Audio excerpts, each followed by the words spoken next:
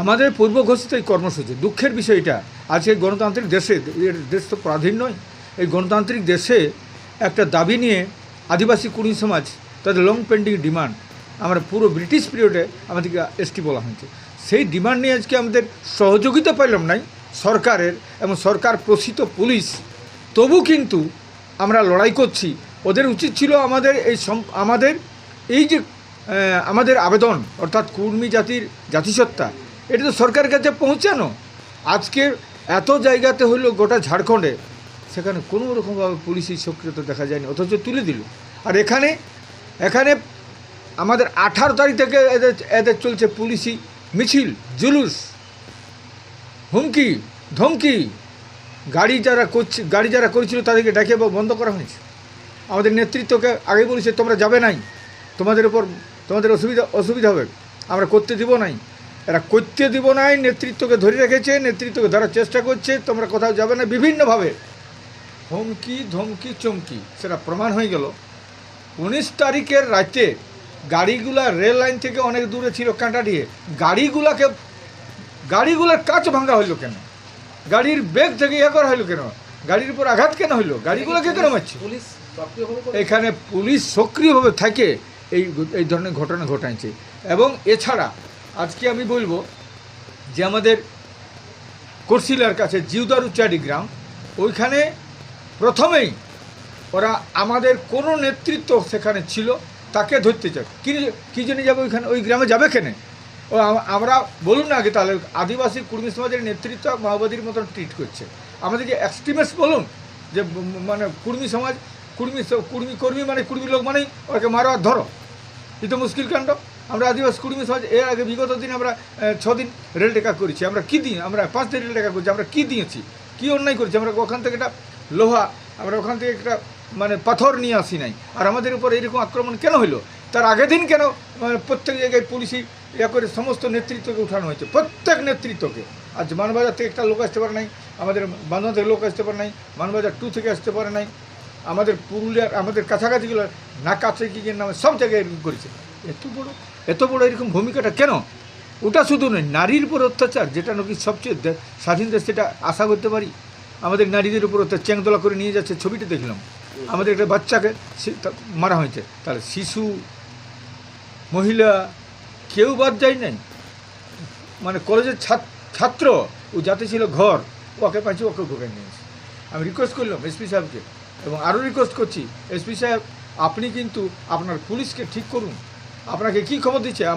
আমরা শুরু করেছি ঝগড়াটা, আমরা শুরু করছি, আপনার আত্মরক্ষা করার অধিকার সবার আছে। আপনি যদি মারেন, হাতটা আর করবেন নাই তো আপনারা বলুন। ওখানে প্রথম শুরু হয়েছে আমাদের বোড়াম গ্রামে, আর সাধারণ বোড়াম গ্রামে ওখানে পুলিশ গেছিলো আমাদের সভাপতিকে ধরতে, ওখানে মেয়েরা ঘেরাও করে রাখলো গাড়িতে। একটা কথা ওটা কোনো হয় না। পরবর্তীকালে আপনার 4 ভ্যান গাড়ি যায়, 4 ভ্যান পুলিশ যায়, ওখানে মারা হয়েছে মহিলারা। ওখানেও কেন করলেন এটা? এখানে আমাদের লোক আসছে বড়বাজার থেকে, আমাদের কর্মীরা আসতে পারে নাই। আমাদের ওখানে পয়েন্ট ছিল, একটা কান্ডারি, একটা পয়েন্ট ছিল আমাদের করছিল, একটা পয়েন্ট ছিল আমাদের কুস্টারি। তো এখানে ওরা আসবে নাই। আপনারা কী করেছেন? গাড়িগুলো ছিল, গাড়িগুলোকে ভাঙচুর করলেন, আর গাড়িগুলো তুলে নিয়ে চলে গেলেন। এটাতে কী হলো আমাদের বলুন? তাহলে আপনাদের ভূমিকা কী আছে? যে এরা কুর্মী মানেই মারো। একটা প্রশ্ন উঠছে যে আপনাকে রাতের অন্ধকারে গ্রেফতার করা হয়েছে। আমার গ্রেপ্তার শুনুন, আমার গ্রেপ্তারটা অত্যন্ত দুঃখের বিষয়টাই যে অজিত মাহাতোকে আমি তখনই পুলিশকে বলেছি আজ আমার হার হয়ে গেল। হার মানে আমাকে ধরল কী করে? সেখানে যদি ওইখানের গ্রামের যারা সিভিক পুলিশ, তারা ওইখানে আসছে কি আমাকে ধরেছে? ওই রাস্তাটা কেউ জানে না। 8টা গাড়ি রাখা আছে বাইরে, আর তারা পুলিশে আছে আমাদেরকে গ্রেপ্তার করে। আমি বলি কেউ পলায় না, আমরা ওখানে ধরে দিই। আপাতত কতজন নেতৃত্ব আটক রয়েছে? এখন পর্যন্ত আমাদের খবর হচ্ছে, এখন সবাইকে ছাড়ার কথা বলেছে। একমাত্র আমাদের যারা এই দুর্ভাগ্যজনক, সেটা হচ্ছে আমাদের কোটশিলাতে জিউদারু চয়াডি যে মহিলারাকে ধরেছে, 3 জন না 4 জন মহিলা আছে এবং বেশ কয়েকজন ছেলে আছে, ওরাকে ধরে রেখেছে। এখন ছাড়া আমি সংখ্যাটা বলতে পারছি না, তো প্রায় 3 জন মহিলা আছে, 3 জন মহিলা আছে, প্রায় 15 জনের উপর আছে বোধহয় এরকম। তাছাড়া সিটেসকে এখন খবর পাচ্ছি, এখনও সিটেসকে ছাড়ে না।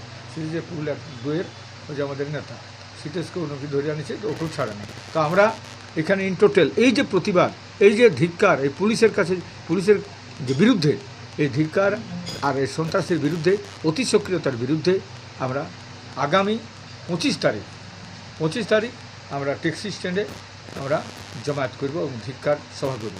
এই ধিক্কারে আমরা জানাবো আমাদের কোথায় কোথায় আমাদের উপর কী করা হয়েছে সেগুলো তুলে ধরব আমরা পুলিশি সন্ত্রাসের বিরুদ্ধে। এবং এই আন্দোলনটা আমরা চাইব প্রত্যেকটা জেলায় হবে, ওগুলা হবে দুর্গাপূজার পরে, এটা দুর্গাপূজার আগে হবে, ওইগুলো হবে দুর্গাপূজার পরে, প্রত্যেক জায়গায় করবো। ঝাড়গ্রামে করব, আমরা পশ্চিম মেদিনীপুরও করব, আমরা বাঁকুড়াতেও করবো, সব জায়গায়। এটা আমরা এটা মানব না, কারণ এত দিনের 6 মাস আগে এরা আমাদেরকে কোথাও বলতে পারে না, কোথাও ডাকার ব্যবস্থা করতে পারে নাই। মমতা ব্যানার্জি আমাদেরকে বলেছিল যে আপনাদের সার্ভে চলছে, সার্ভের রিপোর্ট হলো নাই। আমাদের দোষ কোথায়?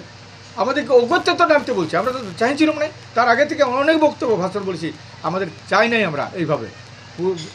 ওরা সবসময় ইয়ে করছে, হাইলাইট করছে ওরা দুর্গাপূজার আগেটা। আরে দুর্গাপূজা আমরা করবো কেন? আমরা তো চাই নাই, কিন্তু আপনারা কোথাও বলেছেন। আমরা এতদিন 2 মাস আগে আমরা চিঠি দিয়েছি, চিঠির পর আপনাদের কোনো হেলদোল নাই, তো আমরা কী করতে পারি? তাহলে আমরা বাধ্যতা নামে বলেছেন আপনারা, বাধ্য নামতে। এবং তার বাধ্য নামতে তখন আপনারা এই পুলিশি সক্রিয়তার নামে পুলিশি সন্ত্রাস সেখানে দেখছি বিরাট ব্যাপার করেছেন। গাড়ির উপর অত্যাচার, মোটরসাইকেলের উপর অত্যাচার, মহিলাদের উপর অত্যাচার, শিশুর উপর অত্যাচার, ছাত্রদের উপর অত্যাচার। আর এখনও দুঃখের বিষয় এখনও করছিল জিউদারু এবং জিউদারু আর চট্টগ্রাম। কেন চলবে? স্বাধীন দেশে আমরা কি নাগরিক নয়? আপনি বলছেন কোর্টের অর্ডারটাকে আমি এক্সিকিউট করতে হবে, কিন্তু কোর্টেও বলেছে যে আপনারা পিসফুলি আপনারা করতে পারেন, অবজারভেশন করতে লেখা আছে পরিষ্কার কথা, আপনি অবজার্ভ করতে পারেন। তাহলে আমরা কী করে বুঝলেন? আমরা ওখানে যেতে দেন নাই তো, তাহলে তার আগেই কেন আপনারা 19 তারিখ 18 তারিখ 14 তারিখে পুলিশে ওখানে মোতায়েন হচ্ছে? কেন পুলিশে মানে ঘরে ঘরে ঘুরছে? কেন পুলিশে আমাদেরকে নেতাদেরকে ধরছে? তাহলে 20 তারিখের ঘটনা, 20 তারিখ হবে রেল টেক, আপনি করতে দেন না দেন, সেদিন আমরা ওখানে বসছি, আমাদের পিসফুল হবে না, আমরা ভ্যালুয়েশন করবো, সেটা আপনি তো বুঝেন নাই তখন। তার আগেই তো আপনি আমাদের উপর কঠোর মানে দেখাচ্ছেন, কঠোর